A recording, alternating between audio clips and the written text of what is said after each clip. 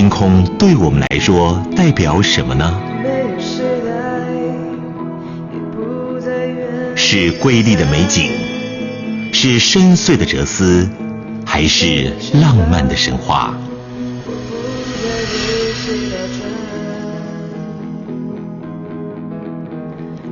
而对于科学家来讲，星空代表着人类文明演进的方向。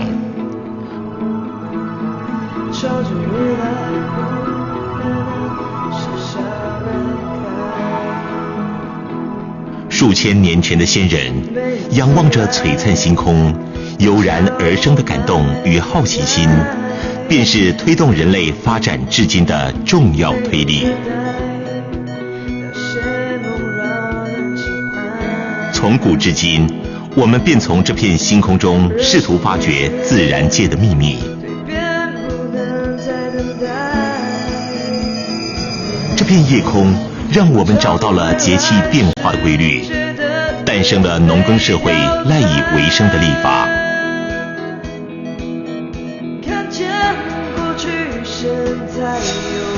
对台湾而言，要准确预测台风形成的时间跟地点，就非常需要遥测卫星。本集将带领大家从福卫5号到福卫7号，说明什么是无限衍星计划，什么是电离层，电离层又与我们有何关系？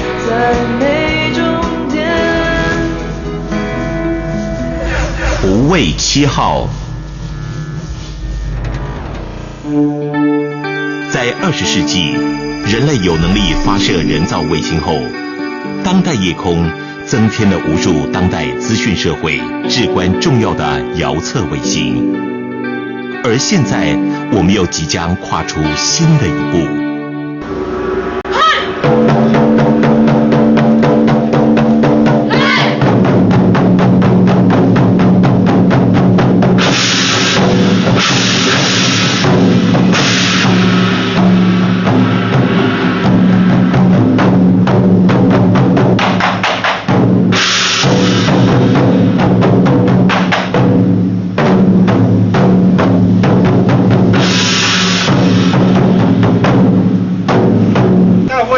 我们在给大家的新闻稿都提到，它是要接替福卫3号，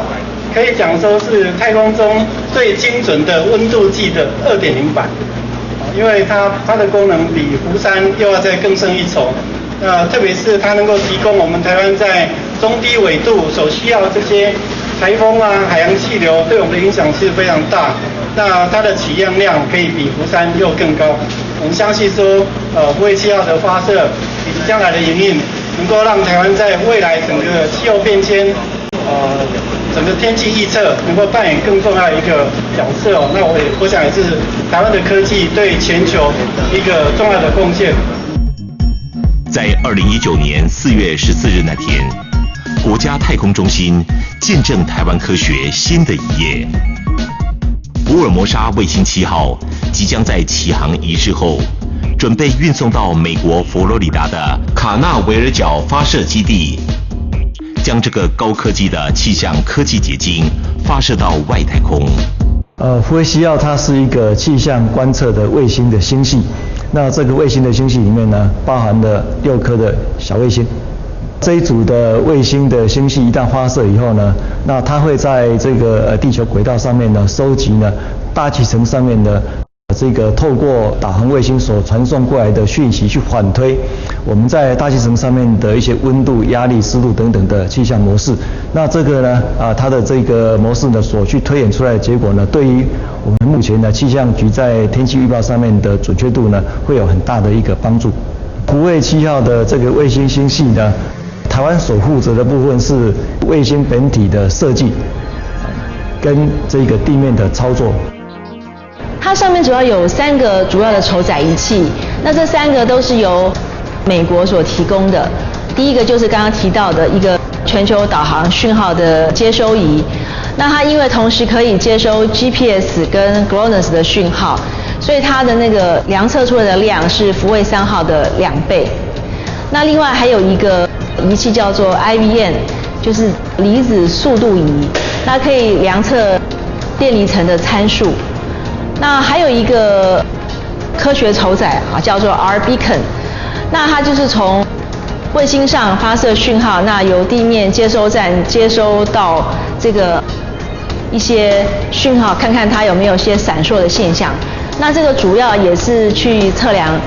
电离层一些参数。那大家不要小看这些电离层的参数。那这些的话，前一阵子国内有些教授发表一些特殊的发现，就是说我们这些量测很有可能可以给国内的教授做地震前导研究，也就是说在地震之前，电离层可能会有一些特殊的扰动。那现在科学家正在研究说，这样的扰动可不可以导出，就是在地震之前，我们是不是可以由这个扰动连接到这个地震什么时候会发生，在哪里发生？那所以这样的量测，很多科学家都会很期待。那再来就是讲到我们主要任务，它主要是量大气层的参数，就是温度、湿度还有压力。如果一般大家了解的话，这个就是天气预测需要的参数。那一般如果说我们用探空气球去测量这些参数的话，那我们只能量到在陆地上温度、湿度还有压力。但是像太空中心发展的福卫3号还有福卫7号，他们这个卫星因为在太空轨道上运行，所以它可以量到海面上一般我们量测不到的资料，所以对于这个天气预报它是有很大的帮助。当然，在发射之前，福卫7号必然经过彻底的测试。有哪一些测试呢？我们听听太空中心的专家怎么说。这个卫星真的从来没有上过太空。我们在地面上，我们做的这些分析，也做了这些测试，卫星都是在你的掌控之内。你地面怎么测，它都会动啊。但是你把它丢到一个那么远的地方，你怎么知道它真的是会动这样子？这样应该 OK 了。把那个真的装到卫星上去，然后演练这个所有的流程，装上去孔位对不对，然后你线速到时候要跑的地方是不是都能够上去？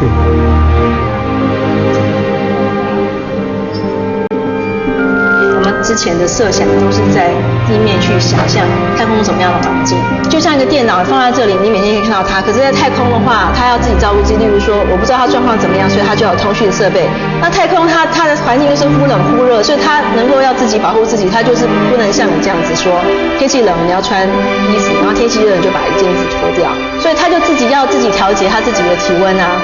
那它在那边孤零零的，我们不能插电啊，所以说它要去获取太阳能啊，然后它又电池存起来，然后它就供应给电脑啊。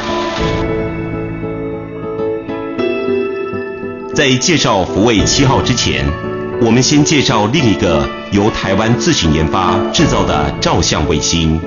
——福卫5号，还有福卫5号当时发生的问题及解决的方法。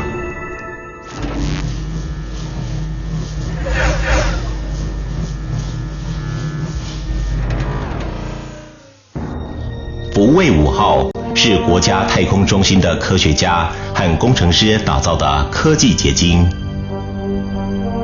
设计、组装、测试都在太空中心的整测厂房中完成。福卫5号是由卫星本体、遥测筹载和科学筹载3大部分组成，共约450公斤。其中最重要的是它的光学筹载，全程要经过非常审慎的运输，送到美国进行发射。卫星上覆盖的金色多层热绝缘体可以维持卫星内部的温度。卫星的本体负责环绕地球的运行，上方的遥测取向仪则拍摄高画质的画面。出发前正在进行最后的检测准备。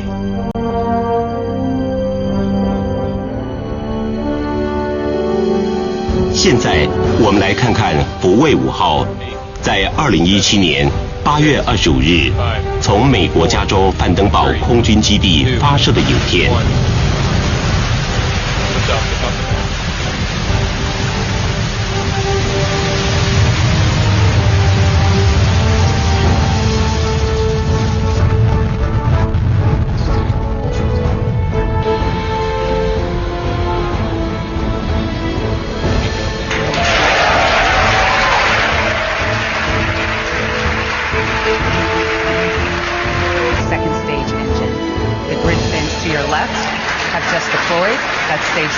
left, stage 2 on your right.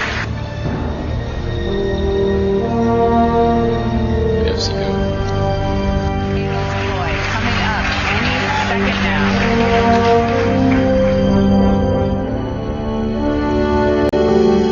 福卫5号历经5年的研发，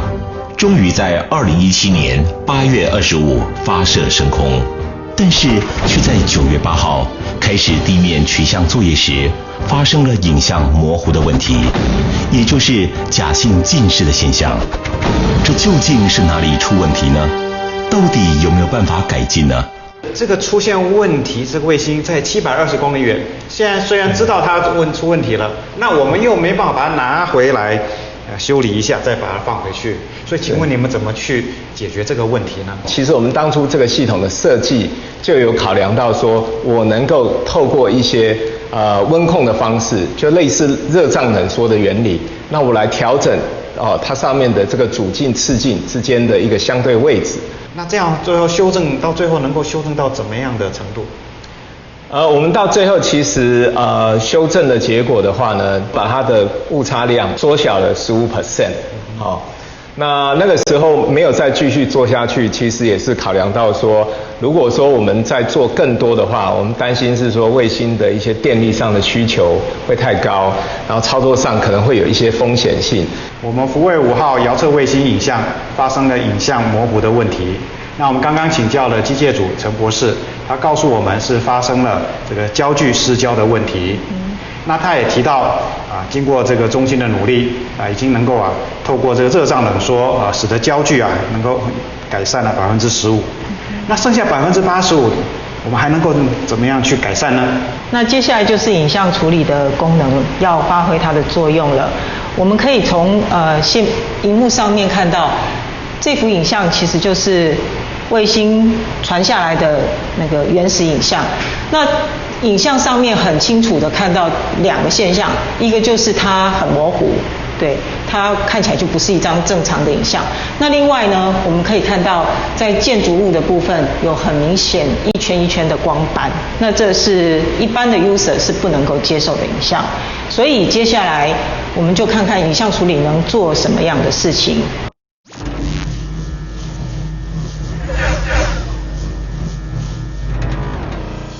这是福卫5号上的反射式望远镜的剖面图，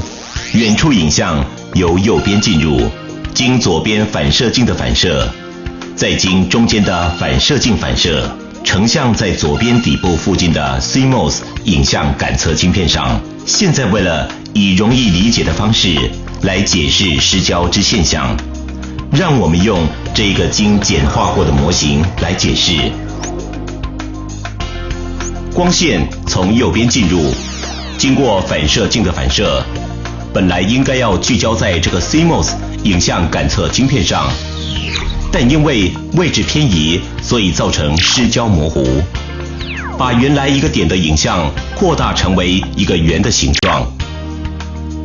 太空中心的工程师下达指令给卫星上面的温控系统，借着材料的热胀冷缩，把影像感测器位置移动到这个位置，那这样就可以减少失焦15%的程度。接下来，影像处理工程师借助数学方法来解决剩下来的失焦问题。这个公式告诉我们影像是如何模糊的。首先，这第一项代表原始清晰的影像，第二项叫做核函数 Blur Kernel， 又叫做点扩散函数 Point Spread Function， 它代表着因为失焦振动等等对影像所产生的一个现象。把这2项透过 Convolution 回旋运算之后，就可以看到模糊所产生的结果。再加上仪器本身也会产生一些杂讯，就是第3项。这些混合在一起后，就变成照相机实际所看到模糊的影像。那这个问题如何解决呢？现在看一个范例，这是一张清楚的照片，让它跟一个失焦的核函数做回旋运算，就看到一张已经模糊一点的图像，再加上一些杂讯进来，就进一步的使照片的品质更加的恶化。如果就反其道而行，先找出这仪器的杂讯特性以及产生模糊的核函数，然后把杂讯拿掉，再根据核函数来做反回旋的运算，这样就可以得到原始清晰的影像。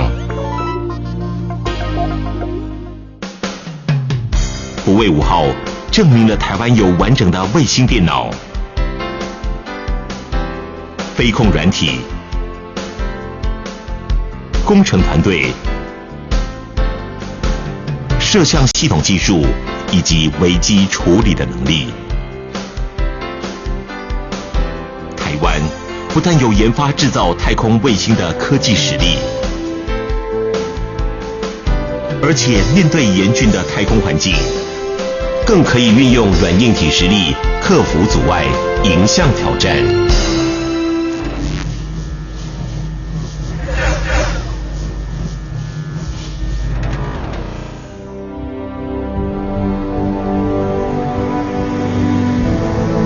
那么，为什么迎向挑战对我们生命安全非常重要？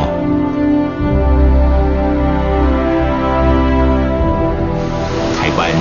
位在地球上台风数量最多的西北太平洋上，在这片辽阔温暖的海域，构成了非常适合台风生成的环境，全年都有可能产生台风。而在气候变迁的极端天气形态下，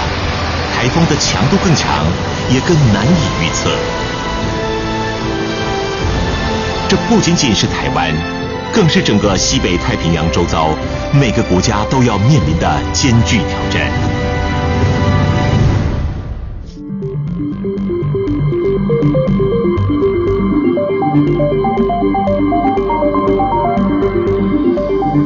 福尔摩沙卫星7号是台湾的国家太空中心和美国的国家海洋暨大气总署双方合作打造。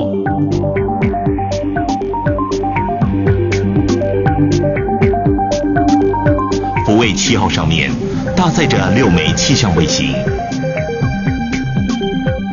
每个卫星都配备有3个科学仪器。最重要的是全球卫星导航系统、无线电讯号接收器 TGRS， 能够接收美国的 GPS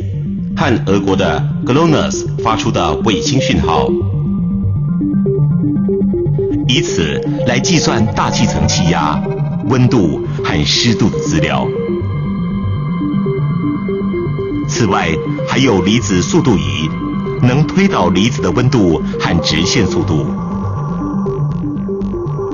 获得的资料能协助 TGRS 提供更正确的预报结果。而无线电射频信标仪能够协助我们量测电离层结构。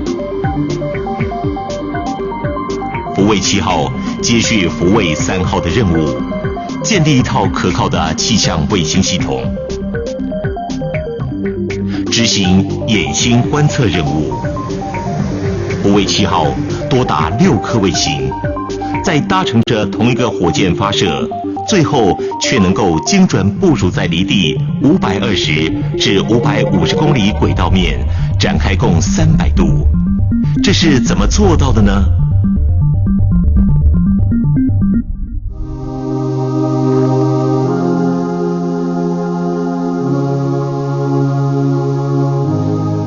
要完成这个任务，首先我们要了解重力对于卫星的影响。我们知道，任何有质量的物体彼此存在着重力，像是地球会对周遭的小星体形成一股吸引力，俗称地心引力，将这些星体拉向地球，最后坠落到地球，成为流星或是陨石。但是，不管是月球或是人造卫星，怎么又可以持续在地球上空呢？那就是因为在地球的周遭有可以让星体和地球距离不变的轨道存在。为了解释轨道，我们用一个可爱的动画来说明。兔子调查兵团为了守护家园，必须穿着喷射装前往外太空，执行长时间的观测任务时，每只兔子会同时受到2股力量的影响，两者合力决定每只兔子运动的轨迹。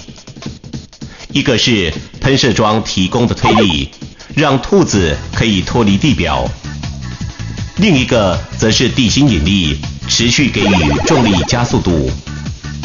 推力如果不够，虽然短暂飞起，但是最后依然会坠地。推力如果够大，就可以突破重力限制，飞向宇宙。要维持在固定的高度持续观测，只有不断让推力跟重力相等，但这样等到燃料耗尽，依然会坠毁。所以，聪明的兔子并不是垂直上下，而是以一个计算好的角度斜向飞行。这样的话，只要找到一个计算精准的力量和角度，就能够让地球的重力只改变兔子飞行的方向，但是同时兔子与地心的距离又能维持不变。这样的话，兔子就可以不断环绕着地球等距旋转，不至于坠落。这个圆周运动的路径，就是我们俗称的轨道。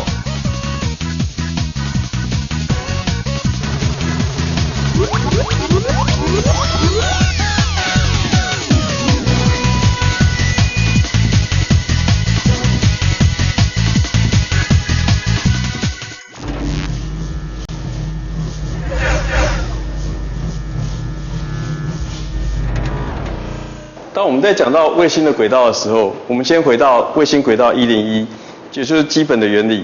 卫星为什么不会掉下来？像我们人类是黏在地球上面，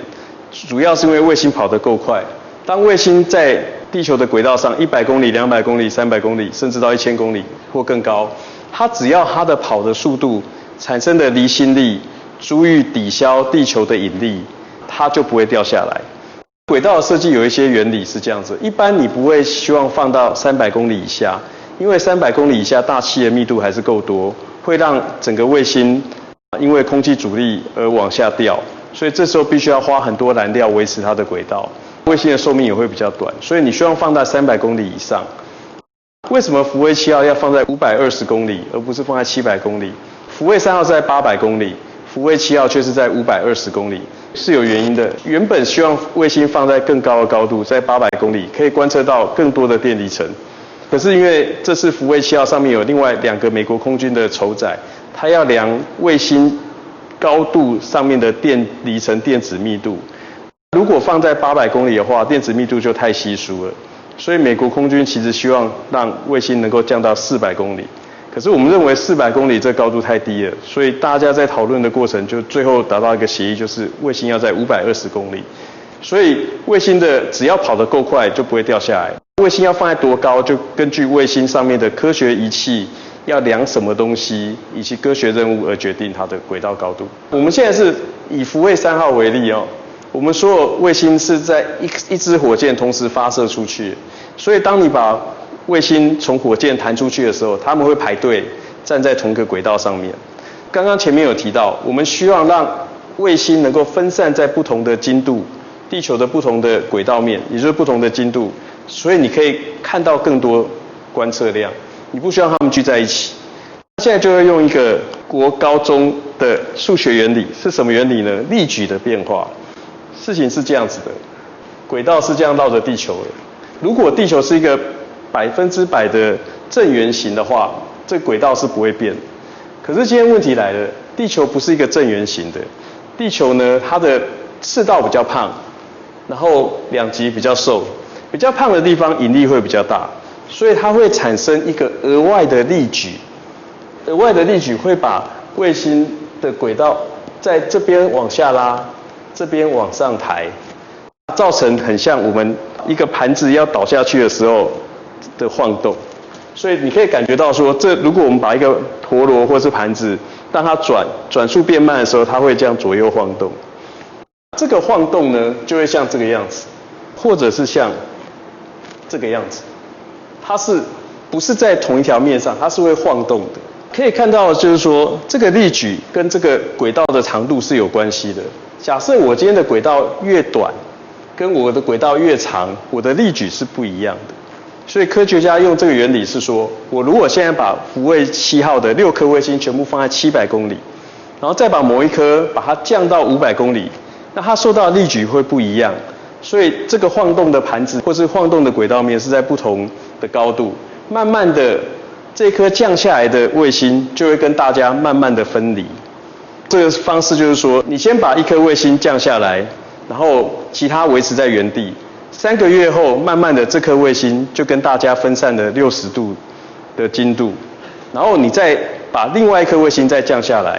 然后过了3个月之后，它又再跟大家分散了。所以藉由这个方法，一个一个的把卫星降到比较低的高度之后，它就会像这个晃动的盘子一样，慢慢的所有卫星就可以分散开来。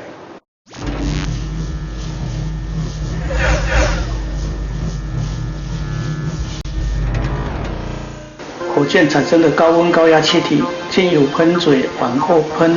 然后这个外面的气体或者外面的物体产生一个反作用力，给这个火箭往前推。所以常常会认为反作用力是由外面的物体或者外面的空气或者外面的气体来提供给火箭往前飞。那事实上这个不是这样子。假如说我们这个火箭飞到外太空，火箭外面是没有任何气体，没有任何物体，它一样会往后喷，往前飞。所以它真正的反作用力来源，其实它在很早的时候就会产生。也就是说，在燃烧舱里面，燃烧反应才会产生一个高温高压的这个环境。那在这个高温高压的环境的时候，这个作用力反作用力就已经产生在这个高压舱里面。另外一边的舱是被挡住的、关闭的，另外一边这边是喷嘴是开的，所以你会看到这边有气体往后喷。那它的对面，原来它跟它互相抵消的这个对面的压力还在，所以是这个压力会顶着这个火箭往前飞，所以燃烧就会产生作用跟反作用力，就已经在这个燃烧舱里面。所以火箭很重要，就是在里面产生它的所谓的舱压。你有舱压，它才会产生反作用力，才会往前飞。假如说你们家的瓦斯炉、热水器，我们一样在烧火，也会产生热，也放出能量。但是你家的瓦斯炉、热水器是不会飞的，虽然它有火，但是它不会飞，因为它没有压力。你家的瓦斯炉、热水器是常压燃烧的，所以这一点是一个很重要的部分。所以可以引用牛顿第3定律。一个受力的话，它会产生一个作用力，还有一个反作用力，是反作用力让这火箭往上飞。好，这是一个很重要的概念。那用这个气球来比喻就更恰当。好，假如说我们把气球先喷口绑起来，那气球是不会动，不会飞。但是你把气球的这个口打开的时候，原来在平衡左右两边的力量平衡的地方，你这边打开的时候，这边的气体就被受这个压力往后推，所以它会产生气体产生速度往后喷。但是原来的这一个互相平衡的另外一边的这个力，它就没有东西可以跟它平衡，所以它就会往前飞、往前推。所以反作用力就会在这里，作用力、反作用力在这里。当你气球压力形成的时候，作用力、反作用力就出现了。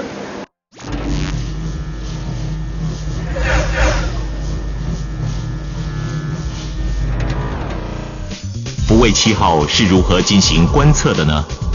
它所运用的原理是眼星观测技术。我们的大气从地表一直延伸到100公里，甚至400公里、500公里以上。那大气分子虽然到了比较高的高度之后比较减少，可是它同时也是遇到接收到更强烈的太阳辐射。太阳辐射的能量能够强到把大气分子解离成带正电的离子以及带负电的电子，形成所谓的电浆。那电离层就是地表以上90公里到1000公里的范围，大气被解离成电浆的区域。那这个电离层呢，它是因为是电浆的组成，所以它是一个很好的导体，它具有很好的导电性。所以，如果人造卫星上面传下来的电磁波，作为通讯或是作为定位用的电磁波，经过电离层都会被影响。以 GPS 导航定位为例，我们一般 GPS 导航定位的原理是使用者知道使用者跟 GPS 的距离，然后借以推算出使用者的位置。这个电磁作为定位导航的电磁波，实际上会被电离层偏折。所以呢，走的距离会比原本预期还要多，那造成的结果就是像现在下面这张图，就是说，如果你的你预期是蓝色的虚线，可是它却实际上观测到的却是黄色的虚线。如果你没有修正电离层量的话，那你的定位的位置就会是错误的。那如果有修正的话，就会是原本正确的位置。以实验为例，如果我们以学生或是研究人员带着 GPS 接收机去走成大的光复校区的操场，那如果我们有修正电离层的话，今天一个使用者带着 GPS 接收机走了操场2圈，它会是顺着操场的正确的路径。如果它没有修正电离层的时候，电离层误差就会在走的过程中，在每个定位都造成一个错误，所以看起来就很像喝醉酒的人在走路。那实际上这是电离层的误差。福卫7号是延续福卫3号的任务，做法就是把 GPS 接收机放在人造卫星的轨道上去接收 GPS 讯号。就像刚刚讲的定位误差一样 ，GPS 讯号经过电离层以及大气层会偏折。那我们去量这个偏折的角度，就可以在下层量到大气的温度、湿度的变化。那100公里以上就量到电离层的电子密度。福卫7号对电离层的贡献是这样子的。在福卫3号里面，你每3个小时你得到的是全球的观测量是这样的分布。可是，在台湾的话，你只会在1天内只有1笔的观测。福卫7号的话，在1天内这里在台湾有3到4笔的观测。上图这个蓝点就是福卫3号在台湾附近的观测量，3小时内。福卫7号的话，虽然是只局限在中低纬度，可是它有更多的台湾上空的覆盖度，可以提供更多的台湾上空的电离层以及大气层的观测。我们一般接收到 GPS 讯号的时候，你会认为说你要看得到 GPS 才可以收到 GPS 讯号。所谓的眼星是这样子，今天当你的人造卫星已经在地球的另外一面，也就是卫星跟 GPS 中间里面是被地球挡住的时候，原本的道理是应该收不到 GPS 讯号。可是就是因为这个 GPS 讯号遇到电离层跟大气会偏折，使得就算是卫星跟 GPS 上面有个地球挡在中间，你还是可以收到这个无线电讯号。藉由这个无线电讯号偏折的角度，可以推出这些大气电离层的参数。这整个过程就是叫做眼星。为什么眼星呢？因为你被这个地球这个星体遮住了。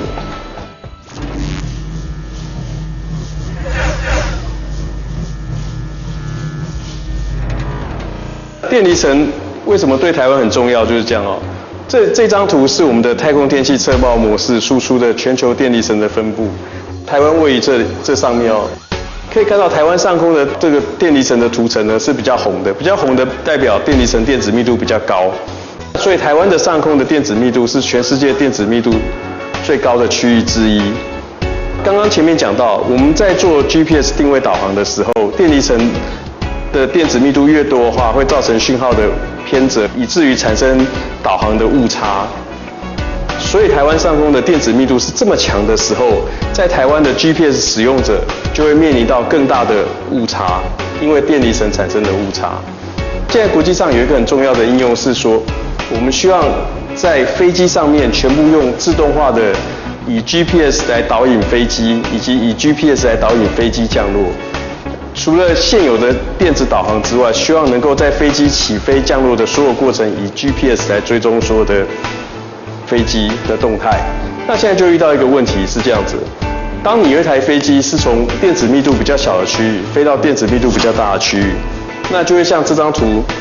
所显示的，飞机上空的电子密度很大，就会让你飞机的导航位置误差比较大。可是机场上空如果电子密度比较小，或甚至更大，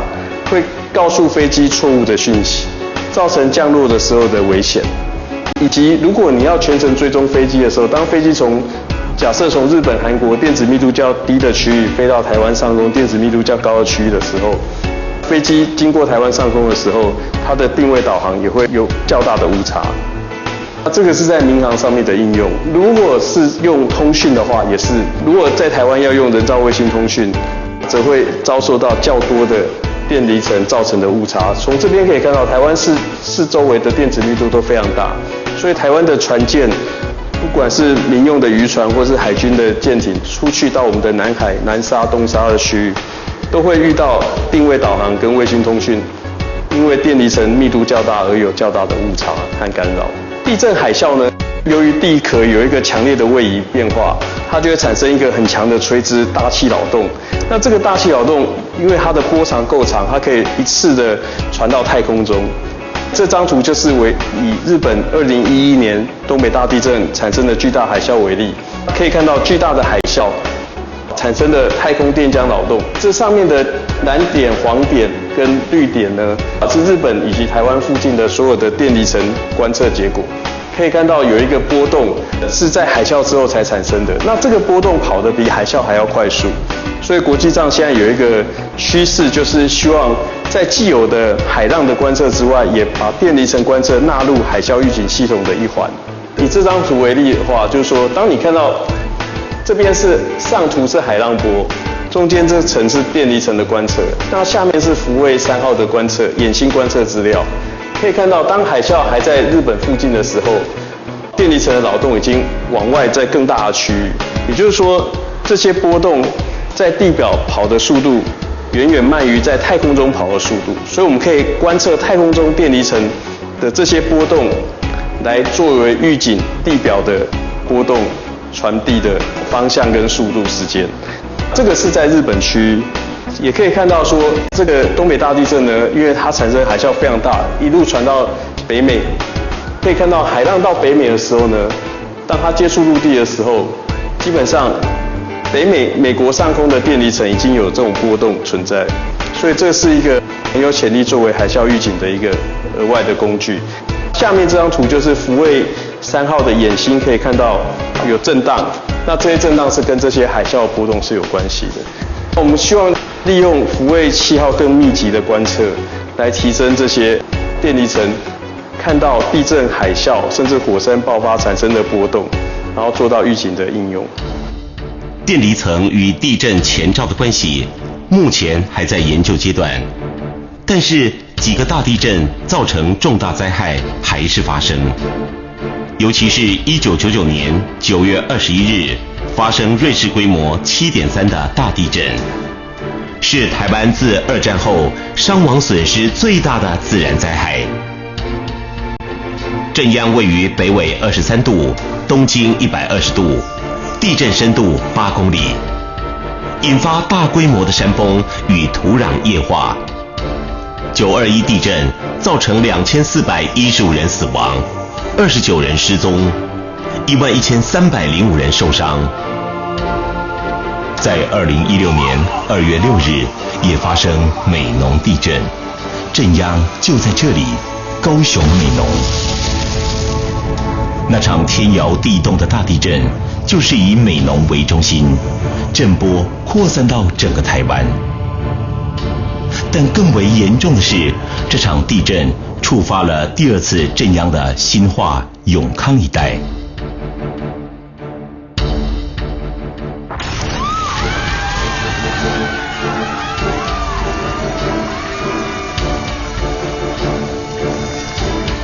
2018年2月6日深夜，发生瑞士规模6.0强震，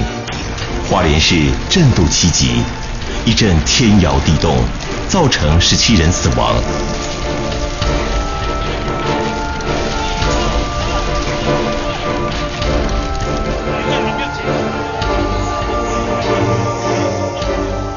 传传统上，我们已经有许多的科技来进行地震预警，而为了能够进一步掌握来自东太平洋断层带的地震震波，我们更有先进的感测仪器布建在海底。但即使是这么完善的科技，对于地震的预警也很难超越几十秒到1分钟的时间。但现在卫星科技可能带来地震预警的新突破，我们更有先进的感测仪器布建在海底。我们特别来到了在台湾的中央气象局。这是一个台湾的立体模型，显示的是台湾的地形，还有所有在大洋底下的相关的地形，还有板块的相关的移动。所以在这边可以看到气象局最新目前正在建制中的这个我们叫做海底的电缆。海底的地震电缆上面会有一些感测器，它可以侦测到海底里面的相关的地震。所以这些地震资料我们收集以后，对于我们未来在做地震的定位，还有海啸的预警会非常非常的有帮助。那这个就是它这个海底电缆的样子，然后里面会有一个一个的这个感测器装在这个里面。强震即时预警其实是非常非常重要，因为地震到目前为止没有办法预测，所以到什么时候会发生我们完全不知道。那我们能够做的事情是，一旦地震发生了，我们尽量快速的把地震发生的这些讯息能够传达到使用者的手里。那它运用的一个最重要的原理是，因为地震发生的时候，它事实上有2种波，一种叫 P 波，一种 S 波。那 P 波走得比较快， S 波走得比较慢。那在 P 波利用这个时间差，所以我就可以去计算出，如果譬如说像这个例子，比如说集集地震的部分，震动以后，它这个震波要传到台北，大概要45秒的时间。那在这个时间里面，因为我们很快，大概15秒左右就可以把地震中心以及它的强度计算出来，规模计算出来。所以在这个过程里面，我们大概可以，如果譬如说像台北地区的话，我们大概可以有30秒的预警时间。30秒的预警时间好像很少，可是其实它能做很多的事情。譬如说，我们个人的防御，所以现在这个地震叫做这个蹲下，然后掩盖，然后稳住，基本上这是3个口诀。那另外的部分，最重要的部分还有一些，譬如说你如果在电梯里面发生地震，你收到警讯，你可以赶快离开电梯，或者是说在医学的应用，假设说我在精密的开刀房在做开刀，在做精密的开刀，地震来的时候我有预警，我马上就可以停止这个开刀，避免造成这个其他的损伤，或者是资料中心里面的电脑或者是这个储存系统，它可以提早关机。还有譬如说高铁它走的速度非常快，你如果地震了，你的轨道位移了，它就产生很大的问题。可是你如果先收到这些讯号，你可以有譬如说30秒的时间或20秒的时间，让这个高铁的速度减慢下来。减慢下来之后，它所造成的伤害就会减小。所以有很多很多实质上可以应用的地方。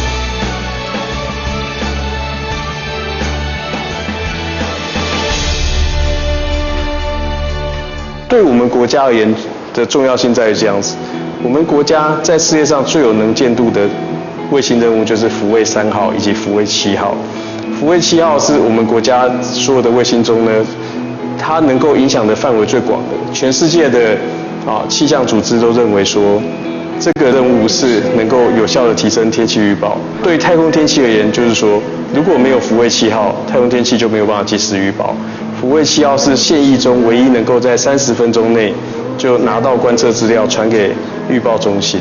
的唯一的一个任务，它就是唯一能够实现太空天气预报的任务。我们国家要能够继续在太空任务上面具有一席之地，就是要持续发展这种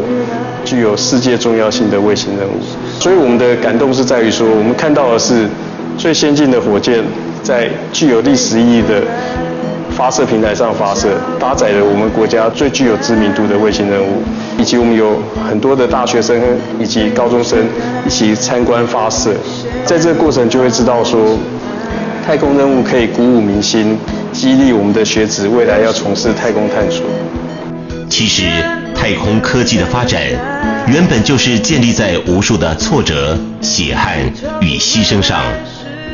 一次次向未知挑战，我们累积的是宝贵的经验与知识，以及更坚定的决心。从福卫5号到福卫7号，从未来科学家的培育到遥远的黑洞，太空科技在台湾不仅仅是高空遥测摄影和气象观测卫星，也是台湾在世界上展现实力、奠定台湾国际地位的重要目标。凭着台湾的科技水准，我们不会被岛屿局限，而是能够让我们的科学家在辽阔的宇宙大展身手，守护我们的家园。从高空中看见台湾之美，从宇宙中侦测天气变化，从梦想中诞生美好愿景，从黑暗中照见台湾之光。前瞻科技最终将实现我们的梦想，创造一个更美好的未来。